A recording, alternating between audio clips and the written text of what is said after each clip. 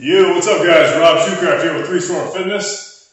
I can already tell the lighting's going to be terrible on this, but I'm doing my best. Alright, I'll try to get through this quick. You don't have to really see too well, but I've another video about hammock straps here. So, these bare butt hammock straps, I've made 2 other videos on these. One is like a poor man's spot grips type setup for dumbbells. Another was just to kind of show some exercises you could do if you like the Henny system exercises. Rogue makes the Henny system. Really neat exercises, a lot of diagonal dynamic training, all sorts of different things you can do with that. Well, I was messing with this the other day, and it works pretty well. Basically, what I got rigged up here is these hammock straps set up in place of spotter arms, okay? So, you know, if you're doing a bench press or a squat, overhead press, whatever, something that you think you might fail on, or you just want to be safe, which you should, you go down, you know, you got a bail. If you have pins, like on a legit power rack, or you have, this is a Rogue S2 here, if you have like the Rogue S2 spotter arm attachment, you can set those up where you want with the west side holes in. It's great, right? It'll catch you before you die. With squatting, this can absolutely work very well because the margin for error, you have a few inches to work with.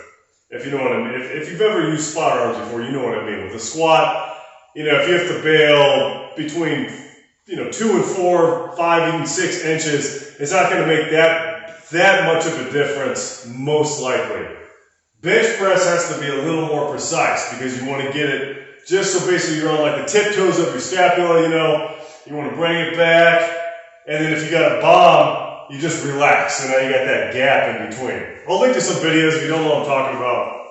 Some videos I've done in the past that explain the hammock straps, they explain bench pressing, etc. Or bench pressing with a power rack.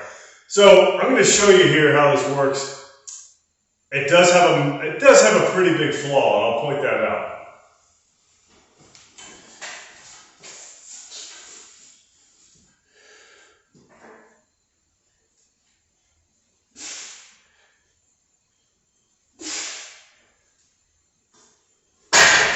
Okay, so I just avoided death. Right? Let me show you the flaw here. I go down and watch. Right here. It catches this side first, just a quarter inch before. That can get really annoying. It's not that big of a deal for pretty far in your sub-maximal range, but if you're going for max effort and you go down and it goes dit, that's going to be just enough to probably throw you off. So take this system with a grain of salt. The good news is these things are like 15, 20 bucks, right? And if you're squatting, if that's your deal, they'll work well for squats. Bench press, I might have just gotten one that's like a quarter inch longer, right? That might just be the deal. If you can somehow fasten up a ratchet, bring one side up just a little bit. I kind of put this off center just a little bit so that it catch just a little less because it was catching even more before. Something to think about. I don't know, maybe if you're interested in this, you're probably right. Bare butt.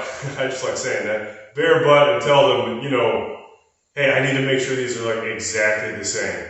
I don't know if they'd help you with that or not.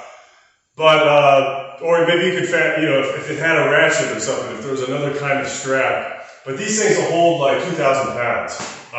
Something like that. It's something absurd. More than anybody's going to be benching. So, like I said, you're trying to squat with it, you're trying to do like overhead presses or something like that, it's going to do just fine because you got that margin of error. Bench press, I gotta work the kinks out. I don't really use it for that because I have a R4 power rack behind me here. But I know some of you guys don't have power. It's a mess. I got mats out right now. I kind of throw everything in the corner. Anyways, guys, let me know if you have any questions. By the way, this is how it's rigged up. Just kind of loop it through.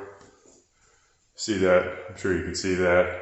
And then this goes, these little holes, it's about 2.5 inch spacing, goes around the barbell there.